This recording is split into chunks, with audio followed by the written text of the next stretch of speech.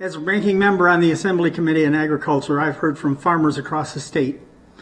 And despite low milk prices, increasing rates of farm bankruptcies, and high tariffs on commodities, every Wisconsin farmer I've talked to wants to stay farming. We've already wasted a year without meaningful reform in agriculture.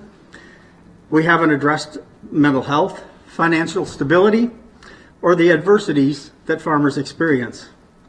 This week, the Fiscal Bureau came out with updated numbers which project a net balance of $451.9 million above what was expected. Paying under $9 billion to programs for our farmers and rural communities is the least we can do. And it will still leave $440 million plus for the state to save or spend or return, depending on the discussions that we have. We know Wisconsin farmers are facing difficulties for a variety of reasons. Today we're announcing what our agricultural priorities are going to be for the remainder of the session.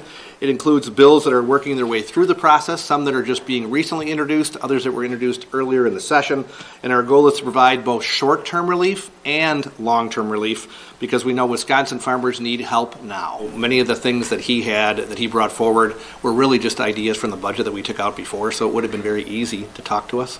But the goal would be to, once again, not point fingers and say, okay, if we're going to focus on what helps farmers, shouldn't be a partisan issue, should be something that we can work together on. But we would probably like to do something that's bigger and bolder than what he first proposed.